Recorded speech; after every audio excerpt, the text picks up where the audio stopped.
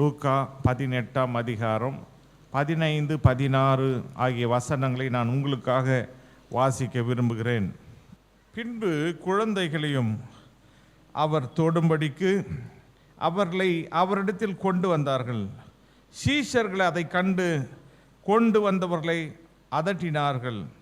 இயேசுவோ அவைகளை கொண்டு வரும்படி கட்டளையிட்டு, சிறு பிள்ளைகள் என்னிடத்தில் வருகிறதற்கு இடம் கொடுங்கள், அவைகளை தடை பண்ணாதிருங்கள், தேவனுடைய ராஜ்யம் அப்படிப்பட்டவர்களுடையது.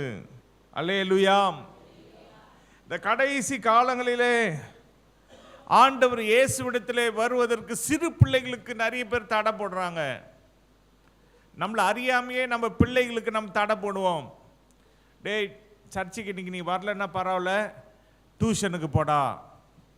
சர்ச்சுக்கு வரலன்னா பரவாயில்ல, நீட்டுக்காக படி, ஜேஇக்காக போய் படி. நீ சர்ச்சுக்கு வரலன்னா பரவாயில்ல, மியூசிக் கிளாஸுக்கு போ. நீ சர்ச்சுக்கு வரலன்னா பரவாயில்ல, ஸ்பெஷல் கிளாஸுக்கு போ. அப்போ ஆண்டவர் இயேசு இன்னைக்கு பிள்ளைகளை குறித்து சொல்லுகிற ஒரு காரியம் என்னவென்று சொன்னா, பிள்ளைகளை தடை பண்ணாதிருங்கள். அல்லேலூயா. பிள்ளைகளை கொண்டு வந்தவங்களை அதட்டினாங்களாம். அதை மீறி இங்கே ஒரு கூட்டத்தார் பிள்ளைகளை ஆண்டவர் இயேசு கிட்ட கொண்டு வராங்க. கொண்டு வந்தால் அவங்கள அதட்டுறது. சிறு பிள்ளைகள்னா சிறு பிள்ளைகள் தான். அதுக்காக அந்த சிறு பிள்ளைகளை அதட்டி அந்த பிள்ளைகளை நிறுத்திடலாமா? இப்போ நீங்கள் ஒரு சிறு பிள்ளை நம்ம சபைக்கு வருது, அந்த பிள்ளையை போய் அதட்டினா அடுத்த வாரம் அந்த சிறு பிள்ளை வருமா? அப்பா நான் சபைக்கு வரமாட்டேன், அம்மா நான் சபைக்கு வரமாட்டேன். அங்கே வந்தால் என்ன செய்கிறாங்க? அதட்டுறாங்க, அடிக்கிறாங்க, உதைக்கிறாங்க, பயப்படும். அப்போது ஒரு பக்கம் நாம் சிறு பிள்ளைகளை வராதபடிக்கு தடை பண்ணுகிறோம், மறுபக்கம் கொண்டு வருகிறவர்களையும் அதட்டுகிறோம். அப்படி தான் ஆண்டவர் இயேசு காலத்தில் நடந்தது. சிறு பிள்ளைகளை அதட்டினார்கள். அப்போ தான் ஆண்டவர் இயேசு சொன்னார், அவர்களை கொண்டு வரும்படி கட்டளையிட்டு என்கிட்ட கொண்டு வாங்க.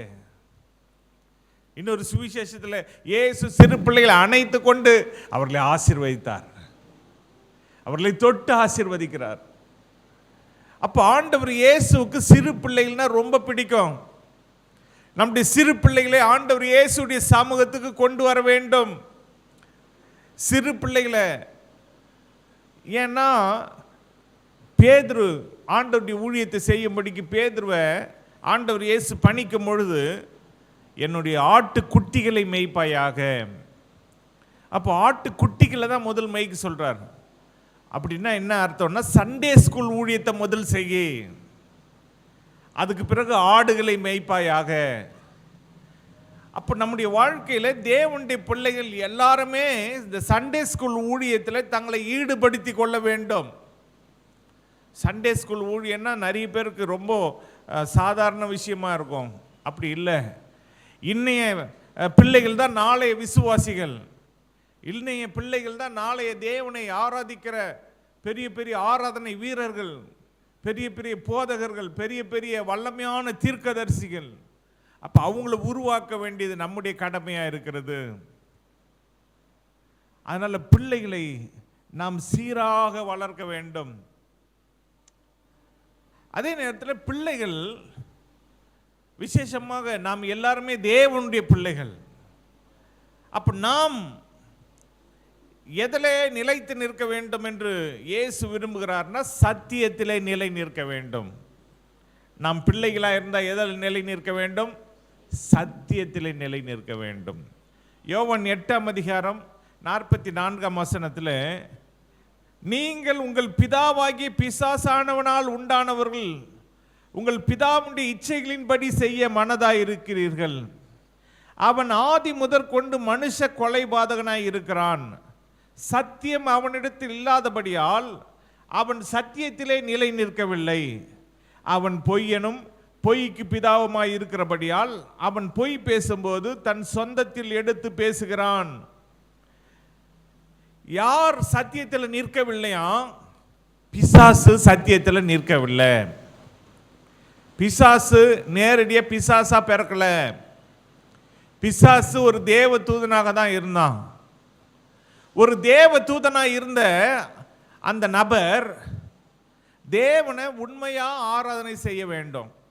ஆராதனை செய்கிற வேலையை செய்து கொண்டிருந்த அந்த தேவதூதன் இசைக்கருவியெல்லாம் வச்சு தேவாதி தேவனை ஆராதனை செய்ய வேண்டிய 3 தூதர் படையில் ஒரு தூதர் படை தான் இவன் பிசாசு.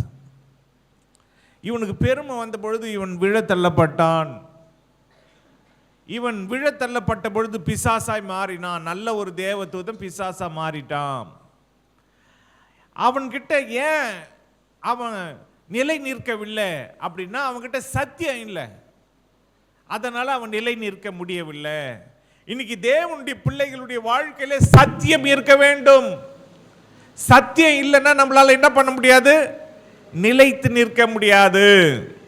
அந்த பிசாசு விழுந்து போனதுக்கு காரணம், அந்த தேவ தூதன் விழுந்து போனதுக்கு காரணமே சத்தியம் இல்லை. அவன்கிட்ட சத்தியம் இல்லாததுனால அவன் விழுந்து போயிட்டான்.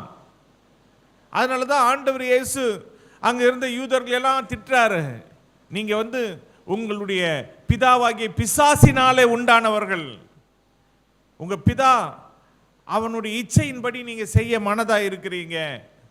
யார் ஒருவர் இந்த உலகத்தின் இச்சைகளின்படி செய்ய மனதா இருக்கிறாங்களோ அவங்க எல்லாம் பிசாசுடைய ஆட்கள் தான்.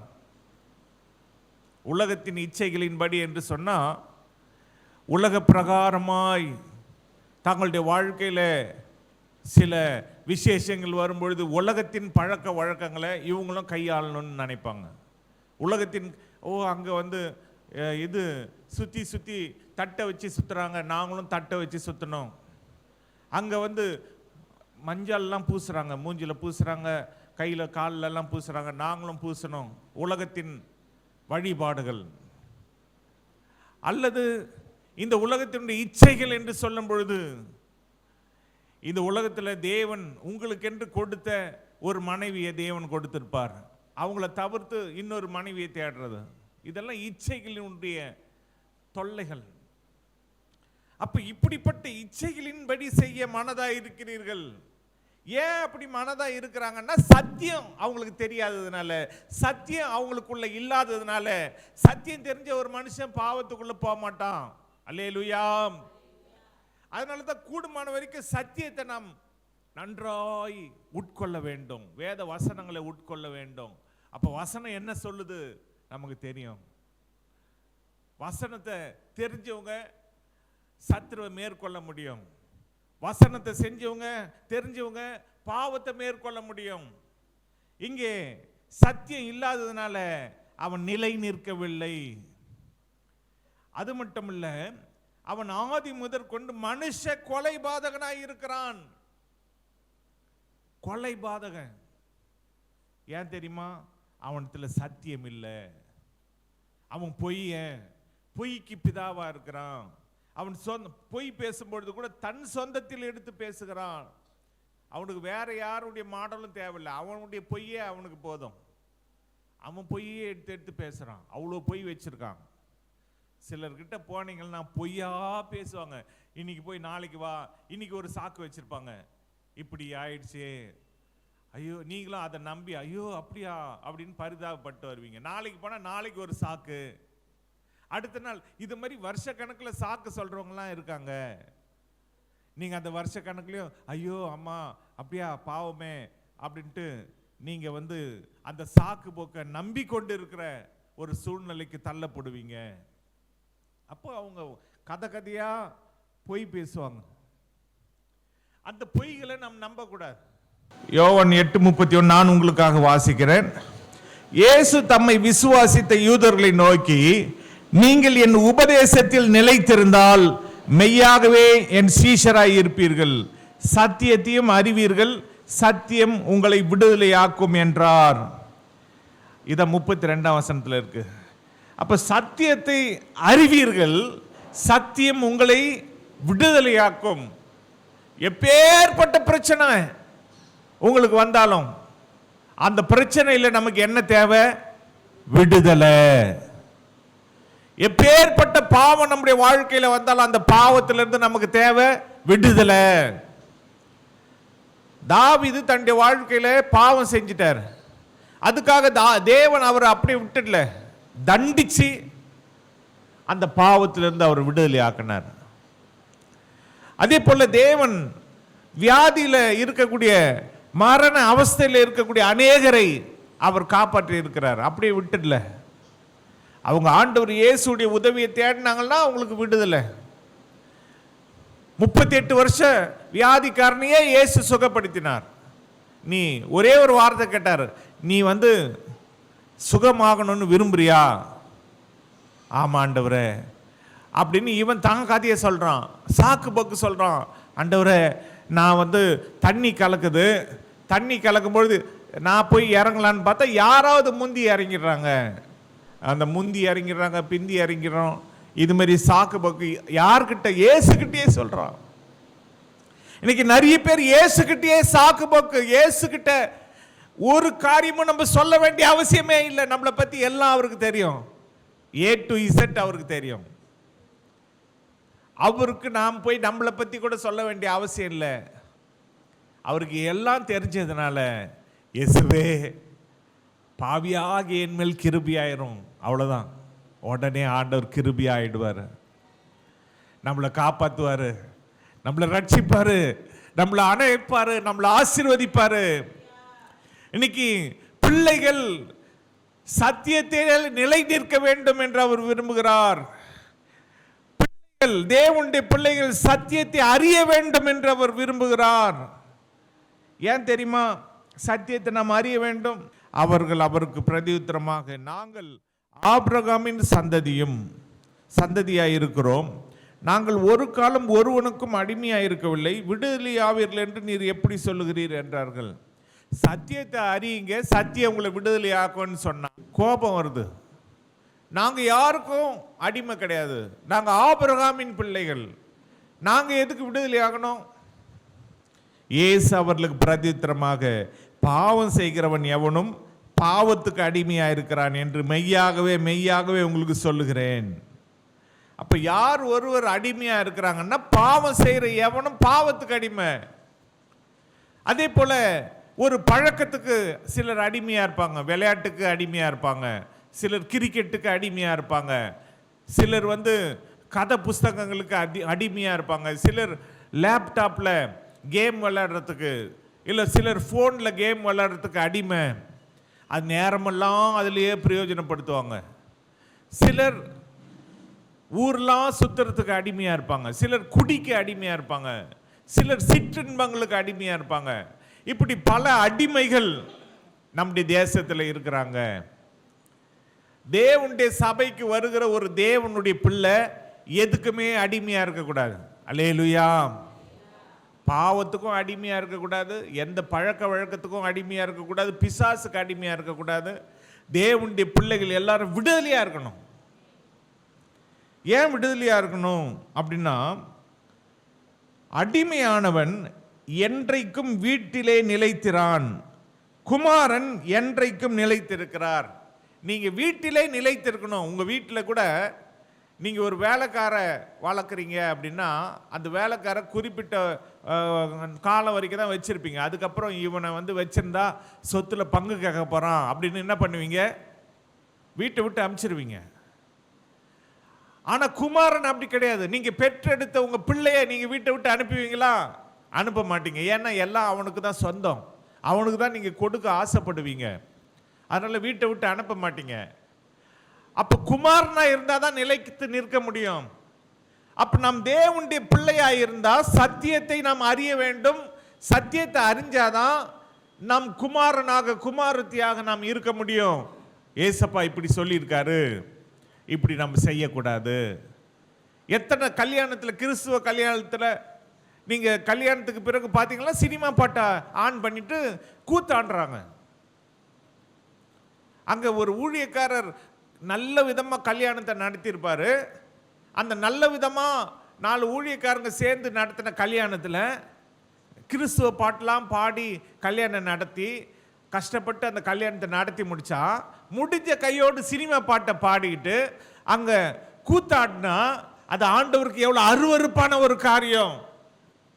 இன்னைக்கு கிறிஸ்தவங்களுக்கு நிறைய பேருக்கு இது ஒரு பாவம்னே தெரிய மாட்டேங்குது. இதெல்லாம் ஒரு அக்கிரமம், தேவனுக்கு பிரியம் இல்லாத காரியம். தேவனை நம்ம ஏமாத்துறோம். கல்யாணத்தை மட்டும் கிறிஸ்துவ முறைப்படி கல்யாணத்தை பண்ணிக்கின்னு அதுக்கப்புறம் சினிமா பாட்டை போடு, டான்ஸ் ஆடு, அதுக்குன்னே காசு கொடுத்து பாடகரை வர வைக்கிறாங்க. தெரியுமா உங்களுக்கு? சினிமா பாட்டை பாடுறவங்கள வர வைக்கிறாங்க. அவங்க வந்து நல்லா சினிமா பாட்டாக பாடுவாங்க, அவங்களுக்கு காசு கட்டுவாங்க. அதே ஊழியக்காருக்கு ஒரு சின்ன காணிக்கை கொடுக்கறதுக்கு, ஐயா மறந்துட்டேன், காணிக்கை கொடுக்க மறந்துட்டேன்பாங்க.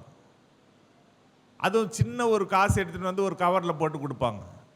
ஆனால் சினிமா பாட்டு பாட வரவனை 1000 கணக்கில் கொடுத்து புக் பண்ணி வர வைப்பாங்க. அப்போ அவங்க வாழ்க்கை எப்படி இருக்கும், எந்த நிலைமையில் இருக்கும் யோசித்து பாருங்க.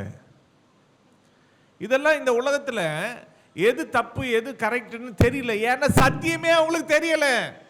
சத்தியத்தை தெரிஞ்சாதானே, சத்தியத்தை அவங்க அறிஞ்சாதானே அவங்களால வாழ முடியும். குமாரன் என்றென்றைக்கு நிலைத்திருக்கிறான். அதுபோல நாம் தேவனுடைய பிள்ளையாட்ட சபையிலே நிலைத்திருப்போம். அல்லேலூயா. சத்தியத்தை அறிய வேண்டும். யோவான் 14 அதிகாரம் 17 வசனம், உலகம் அந்த சத்திய ஆவியானவரை காணாமலும் அறியாமலும் இருக்கிறபடியால் அவரை பெற்றுக்கொள்ள மாட்டாது. அவர் உங்களுடனே வாசம் பண்ணி உங்களுக்குள்ளே இருப்பதால் நீங்கள் அவரை அறிவீர்கள். அல்லேலூயா. சத்திய ஆவியானவரை நாம் அறிந்து கொள்ள வேண்டும். சத்தியத்தை அறிந்து கொண்டா சத்திய ஆவியானவரையும் அறிந்து கொள்ளணும். நிறைய பேருக்கு ஆவியானவர் ஒருத்தர் இருக்காருன்னே தெரியாது. இப்படிதான், இதே பிரச்சனை தான். இயேசு இந்த உலகத்தில் வந்து பிறந்த பொழுது நிறைய பேர் எங்களுக்கு பிதா ஒருவர் தவிர வேற யாரும் எங்களுக்கு கிடையாது அப்படின்னு இயேசுவை நிராகரிச்சாங்க. இயேசு பிதாவினுடைய ஒரே குமாரன் என்பதை ஏற்றுக்கொள்ளல. அதுக்கப்புறம் இயேசு இந்த உலகத்தில் வந்த உடனே பரிசுத்த ஆவியானவரை ஏற்றுக்கொள்ளாம போயிட்டாங்க. இப்ப பரிசுத்த ஆவியானவர் இந்த உலகத்தில் இருக்கிறாரு. நிறைய சபைகள் பரிசுத்த ஆவியானவரை ஏற்றுக்கொள்றதில்லை, அபிஷேகத்தை ஏற்றுக்கொள்றதில்லை, பரிசுத்த ஆவியானவரை ஏற்றுக்கொள்றதில்லை, இயேசுவை மட்டும் ஏற்றுக்கிறாங்க. இப்படி இருக்கக்கூடாது. அதே தேவன், திரியேக தேவன், பிதாவாக குமாரனாக பரிசுத்த ஆவியானவராக இருக்கிறார். அவர் காலத்துக்கு காலம் ஏற்றவாறு பிதாவாய் இந்த உலகத்தில் வந்தார், இயேசுவாக இந்த உலகத்தில் வந்தார். இன்னைக்கு பரிசுத்த ஆவியானவராய், சத்திய ஆவியானவராய் இந்த உலகத்தில் வந்திருக்கிறார். எதற்காக? நம்மளை சகல சத்தியத்திற்குள்ளும் வழி நடத்துவதற்காக. யோவான் 16 அதிகாரம் 13 வசனம் சொல்லுகிறது, சத்திய ஆவியாகிய அவர் வரும்போது சகல சத்தியத்திற்குள்ளும் உங்களை நடத்துவார். அவர் தம்முடைய சுயமாய் பேசாமல் தாம் கேள்விப்பட்டவைகள் யாவையும் சொல்லி வரப்போகிற காரியங்களை உங்களுக்கு அறிவிப்பார். சத்திய ஆவியானவரை நீங்க அறிந்திருந்தா முதல் சத்தியத்தை அறிந்திருக்கணும். அப்ப சத்திய ஆவியானவரையும் நாம் என்ன பண்ணுவோம்? அறிந்திருப்போம். சத்திய ஆவியானவரை நாம் அறிந்திருந்தா சகல சத்தியத்தையும் நமக்கு போதிப்பார். எதை செய்யலாம், எதை செய்யக்கூடாது எல்லாம் நமக்கு அறிவிப்பார். அப்படி நாம தெரிந்து கொண்டாதான் குமாரனா இருக்க முடியும், பிள்ளையா இருக்க முடியும், இயேசு கிறிஸ்துடைய பிள்ளையா நாம் இருக்க முடியும். நம் இயேசு கிறிஸ்துடைய பிள்ளைன்னு சொல்லி உலக பிரகாரமாக நடந்தா நம் இயேசுவின் பிள்ளையா இருக்க முடியாது. ஏன்னா இயேசுவின் பிள்ளையா இருந்தா தான் பரலோகம் போக முடியும். பரலோகம் போகணும்னா இயேசுவின் பிள்ளையா இருக்கணும். இந்த உலகத்தில் சத்துரு நம்மளை பரலோகம் போக விடாம தடுக்கிறதுக்காக என்ன செய்வான்? இயேசுவின் பிள்ளையா இருக்க விட மாட்டான். நீங்க சபைக்கு வர விட மாட்டான். சபைக்கு வர்றதுக்கு தடை பண்ணுவான், சாக்கு போக்கு கொண்டு வருவான். இன்னைக்கு ஒரு வேலையை கொண்டு வருவான், அடுத்த வாரம் ஒரு வேலையை கொண்டு வருவான். ஒரு ஆள் ஒரு வாரம் வரலன்னா 2வது வாரமும் வர முடியாம போயிடும். உங்களுக்கு தெரியுமா? அந்த ஒரு வாரம் அந்த சாக்கு போக்கில் நீங்கள் மாட்டிக்கினீங்கன்னு சொன்னால் 2வது வாரமும் உங்களுக்கு சாக்கு போக்கு வரும், வேலை வரும். நீங்கள் சபைக்கு இன்றைக்கும் போக வேண்டான்னு நினச்சி போகாமல் இருப்பீங்க. இப்படி 3 வாரம் 4 வாரம் நின்று போயிட்டா அதோடு உங்களால் வரவே முடியாது. சாத்தா அவன் வலையில் சிக்க வச்சிருவான். எச்சரிக்கையாக இருங்க. சத்தியத்தில் நடக்க வேண்டிய நாம், சத்தியத்தை அறிய வேண்டியவா நாம் சத்தியத்தை அறிய வேண்டும். முதல் சத்தியத்தில் நிலை நிற்க வேண்டும். 2வது சத்தியத்தை அறிய வேண்டும். சத்திய ஆவியாகிய தேற்றரவாளனை நாம் அறிய வேண்டும். 3வது சத்தியத்திலே நடக்க வேண்டும். அல்லேலூயா. 3 யோவான் 1 அதிகாரம் 4 வசனத்திலே என் பிள்ளைகள் சத்தியத்திலே நடக்கிறார்கள் என்று நான் கேள்விப்படுகிற சந்தோஷத்திலும் அதிகமான சந்தோஷம் எனக்கு இல்லை. ஒரு அம்மா அவங்களுக்கு என்ன சந்தோஷமா இருக்கணும்? என் பிள்ளைகள் சத்தியத்தில் நடக்கிறார்கள் என்று நான் கேள்விப்படுகிற சந்தோஷத்திலும் அதிகமான.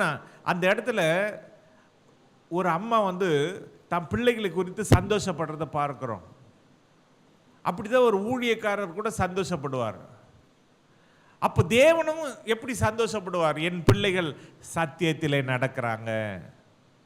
அதனால தான் இயேசு சத்தியத்தை அறியுங்க அப்படின்னு சொல்றார். சத்தியம் உங்களை விடுதலையாக்கும். அப்ப நாம் சத்தியத்திலே நடக்க வேண்டும்.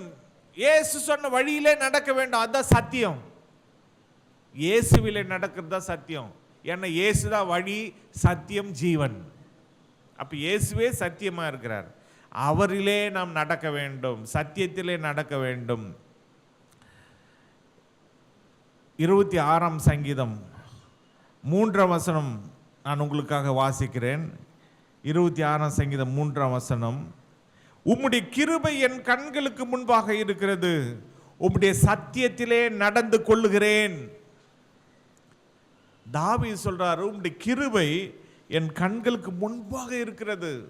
அவர் கண்ணுக்கு முன்னாலேயே இருக்குதான் தேவனுடைய கிருபை. அதனால இவர் என்ன பண்றாருன்னா சத்தியத்தில் நடக்கிறார். அல்லேலூயா. தேவனுடைய கிருபை நம் கண்களுக்கு முன்பாவதாகவே இருக்கிறது. அதனால் நாம் என்ன செய்யணும்? சத்தியத்தில் நடக்கணும். சத்தியத்தில் நடக்கணும். சத்தியத்தில் நடக்காம இருக்க தான் சாத்தான் நம்மளை இது பண்ணுவான். நமக்கு அநேக பிரச்சனைகளை கொண்டு வருவான், தடைகளை கொண்டு வருவான், அவிசுவாசங்களை கொண்டு வருவான். எனக்கெல்லாம் சாத்தான் கொண்டு வந்த அவிசுவாசத்தை நீங்கள் பார்த்தீங்கன்னு சொன்னால் நான் எப்போ செத்தே போயிருப்பேன். அப்படிப்பட்ட வியாதி, அதாவது வியாதின்னா அவிசுவாசமான, நல்லா உயிரே வாழ முடியாதுன்ற மாதிரி பிரச்சனைகளை கொண்டு வந்தான். ஆனால் இன்னைக்கு நான் நிற்பதும் நிர்மூலமாகாமல் இருப்பதும் தேவனுடைய சுத்த கிருபை, இயேசு கிறிஸ்துடைய கிருபை. யாராவது ஆண்டவர் இயேசுக்காக எதையாவது பண்ணியிருந்தா அவங்கள எதையாவது பண்ணலாமான்னு பார்ப்பான். அது மாதிரி தான் என்னையும் பண்ண பார்த்தான். இயேசு என்னை காப்பாத்திட்டாரு. அல்லேலூயா. அப்படிப்பட்ட அவிசுவாசம் என் வாழ்க்கையில், ஐயோ இனிமேல் அவ்வளோதான் போல் இருக்கு, எதை பார்த்தாலும் ஒரு பயமா, ஒரு பிரச்சனையா, மரண பயம். அதே நேரத்தில் ஐயோ நம்ம வாழ்க்கை அவ்வளோதான் போல் இருக்கு அப்படின்லாம் நினச்சி அப்படியெல்லாம் கவலைப்பட்டு கொண்டு இருந்த ஒரு கவலையை சாத்தான் கொண்டு வந்தான்.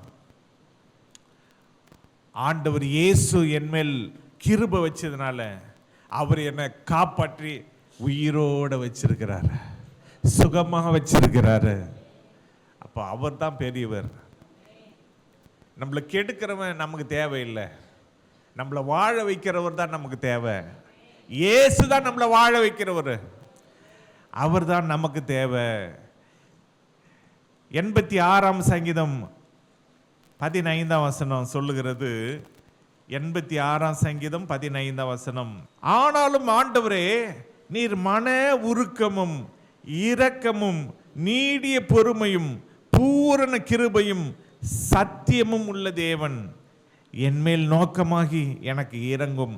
உமது வல்லமையை உமது அடியானுக்கு அருளி உமது அடியாளின் குமாரனை ரட்சியும்.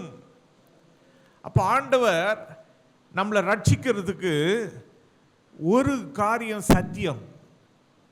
சத்தியம் நமக்கு தெரிஞ்சாதான் நம்மளை ரட்சிக்க முடியும். இன்னைக்கு ஆண்டவர் இயேசு சாத்தானை ஜெயிச்சார்னா என்ன காரணம்? சத்தியம், வசனம். சாத்தா ஒரு வசனத்தை சொன்னா இவர் அதுக்கு பதில் வசனம் சொன்னார். அப்பமாக்க சொல்லி சொன்னா மனுஷன் அப்பத்தினால் மாத்திரம் இல்லை, தேவனுடைய வாயிலிருந்து புறப்படுகிற ஒவ்வொரு வார்த்தையினாலும் பிழைப்பான்னு சொன்னார். குதிக்க சொன்னா தேவனை பரீட்சை பார்க்க கூடாதுன்னு சொன்னார். சாஷ்டாங்கமா விழுந்து வணங்கு, இந்த உலகத்தை தந்துடுறேன், சிலுவையில் எல்லாம் மறிக்க வேண்டாம், சாஷ்டாங்கமா விழுந்தா போதும்னு சொல்லி இயேசுகிட்ட சாஷ்டாங்கமா விழ சொல்றான். ஆனா இயேசு சொன்னாரு, உன் தேவனாகி கர்த்தர் ஒருவருக்கே ஆராதனை செய்வாயாக. அவர் சத்தியத்தை தெரிஞ்சு வச்சிருந்ததுனால, ஏன்னா அவரே சத்தியமா இருக்கிறதுனால சாத்தானை ஜெயித்தார். அதனால்தான் சத்தியம் நாம் எப்பொழுதும் அறிந்திருக்க வேண்டும். சத்தியத்தை ஒரு கவசமாக அணிந்து கொள்ள வேண்டும். அதை கச்சையாக அணிந்து கொள்ள வேண்டும். தலை சீராவை அணிந்து கொள்ள வேண்டும். தேவனுடைய சர்வாயுத வர்க்கத்தை அணிந்து கொள்ள வேண்டும்.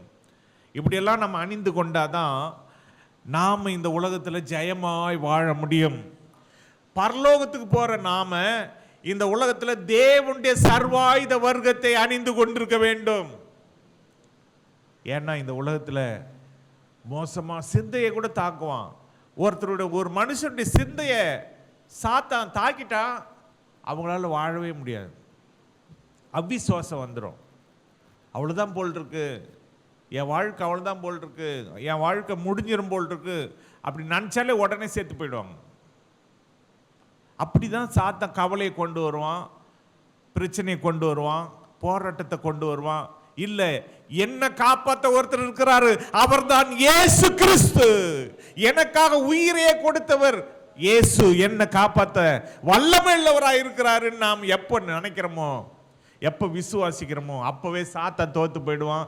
இயேசு நம்மளை காப்பாற்றுவாரு. அதனால சத்தியத்தில் நடங்க. அல்லேலூயா. அதே போல ஒவ்வொரு மேல் விழுந்த கடமை என்ன தெரியுங்களா? சத்தியத்தை அறிவிக்க வேண்டும். சங்கீதங்களின் புஸ்தகம் 30ஆம் அதிகாரத்தில் 8ஆம் வசனம் சொல்லுகிறது, நான் குழியில் இறங்குகையில் என் இரத்தத்தால் என்ன லாபம் உண்டு? புழுதி உம்மை துதித்து உமது சத்தியத்தை அறிவிக்குமோ? தாவீது ஆண்டவரை பார்த்து கேட்கிறாரு, அப்பா என்ன கேட்கிறாருன்னா, நான் குழியில் இறங்குகையில் என் இரத்தத்தால் என்ன லாபம் உண்டு? அதாவது அவர் மரிச்சு போய் குழியில் இறங்குறதுனால அவருடைய ரத்தத்தினால ஏதாவது லாபம் இருக்குதா? எந்த லாபமும் கிடையாது. புழுதி உம்மை துதித்து, புழுதினா அவர் புழு பிடிச்சு போயிட்டா அந்த புழு அவரை துதிக்குமா? உமது சத்தியத்தை அறிவிக்குமோ? அந்த புழு போய் உம்முடைய சத்தியத்தை அறிவிக்க முடியுமா? அப்படின்னு சொல்லி தன்னுடைய ஜீவனுக்காக அவர் விண்ணப்பம் பண்றார். நான் சத்தியத்தை அறிவிக்கிறேன், எனக்கு ஜீவன் தாங்க. அல்லேலூயா. நாம் ஒவ்வொருவரும் சத்தியத்தை அறிவிச்சா நமக்கு என்ன கிடைக்கும்? ஜீவன். நமக்கு ஜீவனை கொடுத்து வச்சிருக்கிறது எதுக்காக? சத்தியத்தை அறிவிக்கிறதுக்காக. அதான் தாவீது சொல்றாரு, புழு உம்முடைய சத்தியத்தை சொல்ல முடியுமா? என் ரத்தத்தினால அது என்ன பிரயோஜனம்? புழு உம்மை துதிக்குமா? துதிக்காதே. அப்போ நான் சத்தியத்தை அறிவிக்கும், எனக்கு ஜீவனை தாங்கன்னு கேட்கிறார். ஆண்டவர் ஜீவனை கொடுக்கிறார். அதனால யார் ஒருவர் சத்தியத்தை அறிவிக்கிறாங்களோ அவங்க எல்லாருக்கும் ஜீவன். நீங்க எவ்வளவு நாள் வேணாலும் வாழலாம். ஆண்டவரே, நான் உங்களுடைய சத்தியத்தை அறிவிக்க போறேன், இன்னும் எனக்கு பத்தாது, இன்னும் எனக்கு வருஷம் பத்தாது, இன்னும் எனக்கு நாட்கள் பத்தாது, இன்னும் கொஞ்சம் நாட்கள் தாங்க, தந்தா நான் சத்தியத்தை அறிவிப்பேன்னா என்ன பண்ணுவாரு? எவ்வளவு நாள் வேணுமோ எடுத்துக்கோ, ஆனா நீ சத்தியத்தை மட்டும் என்ன பண்ணு? அறிவிச்சுக்கினே இரு.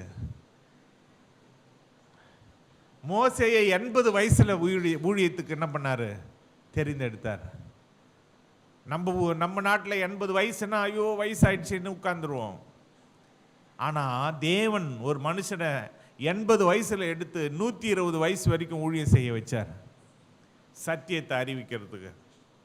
அவர் மூலமா 10 கட்டளையை கொடுத்தார். அவர் மூலமா அநேக காரியங்களை கட்டளையாக தேவன் கொடுத்தார். அப்போ தேவன் நினைச்சா வயசு ஒரு காரணம் கிடையாது. நம்முடைய வாழ்க்கையில வயசை ஒரு காரணமா யாருமே நினைக்க கூடாது. ஏன்னா ஆண்டவர் தான் நம்மளை உண்டாக்குனார். அவருடைய சத்தியத்தை சொல்றதுக்கு 1000 நாவுகள் இருந்தாலும் போதாது. அவ்வளோ நமக்கு நன்மை செஞ்சிருக்கிறார். அவ்வளோ நமக்கு ஒவ்வொரு நாள் எத்தனை நன்மை செஞ்சிருக்கிறார். நாம காலையில் உயிரோடு எழும்புறோமே, காலையில் நம்ம உயிரோடு எழும்புறோமே, அதுவே பெரிய நன்மை. இன்னைக்கு நான் உயிரோடு இருக்கிறேன், இன்னைக்கு உயிரோடு எழுச்சிட்டேன். அது எதனால? இயேசு நம்ம மேல அன்பா இருக்கிறதுனால. எத்தனை பேர் படுக்கையிலே மரிச்சு போயிடுறாங்க. இன்னைக்கு நம்ம உயிரோட இருக்கிறோம், அப்ப நம்ம மேல இயேசு அன்பு வச்சிருக்கிறாரு. இந்த ஒரு நாளை கூட கூட்டி கொடுத்திருக்கிறாரு. அவருக்காக வாழலாம், அவருடைய சத்தியத்தை சொல்லலாம். அப்படிதான் நாம் இருக்க வேண்டும்.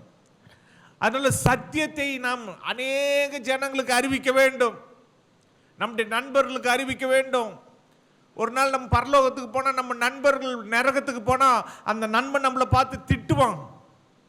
டேய், நீ எனக்கு ஏசப்பாவை பற்றி சொல்லியிருந்தா நான் இந்த நரகத்துக்கு போயிருப்பேனா? உனக்கு எத்தனை பர்கர் வாங்கி கொடுத்துருப்பேன், எத்தனை கொக்கோ கோலா வாங்கி கொடுத்துருப்பேன். நீ அதெல்லாம் சாப்பிட்டுட்டு எனக்கு ஏசப்பாவை பற்றி நீ சொல்லாமல் போயிட்டியடா. எத்தனை சிக்கன் வாங்கி கொடுத்தேன்டா.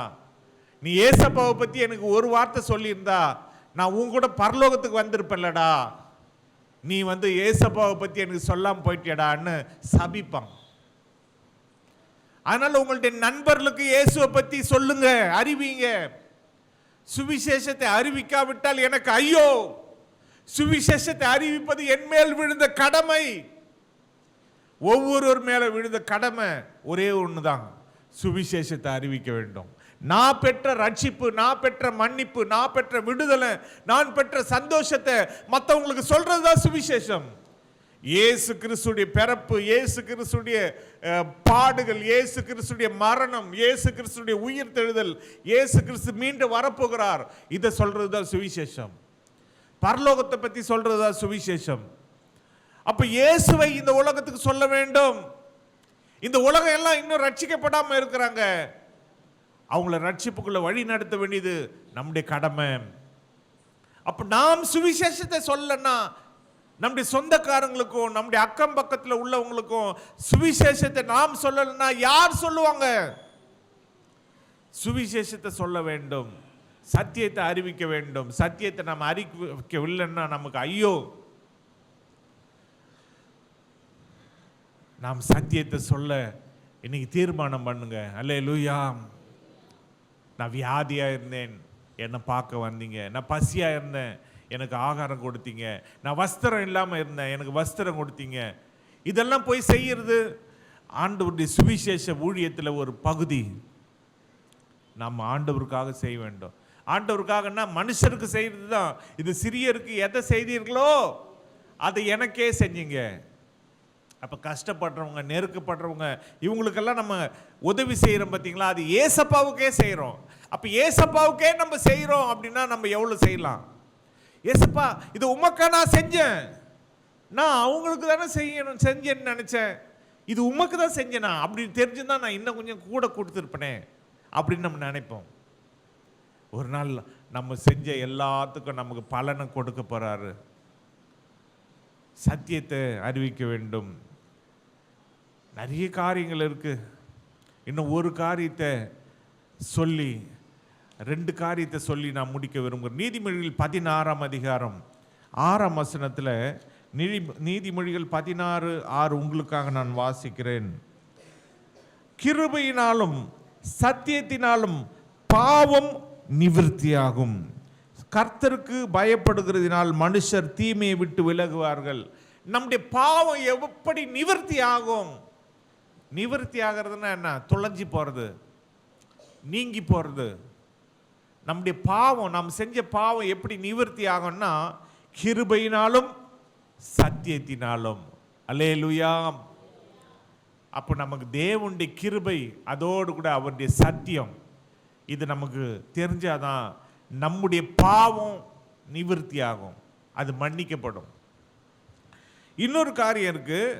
யோவான் 17ஆம் அதிகாரம் 17ஆம் வசனத்தில், உம்முடைய சத்தியத்தினாலே அவர்களை பரிசுத்தமாக்கும். உம்முடைய வசனமே சத்தியம். நம்மளை பரிசுத்தப்படுத்துறது எது? சத்தியம். உம்முடைய சத்தியத்தினாலே அவர்களை பரிசுத்தப்படுத்தும். அப்போ தேவன் நம்மளை எதனால தான் பரிசுத்தப்படுத்துறாரு? சத்தியத்தில் தான் பரிசுத்தப்படுத்துறாரு. சத்தியத்தினாலே பரிசுத்தப்படுத்துறாரு.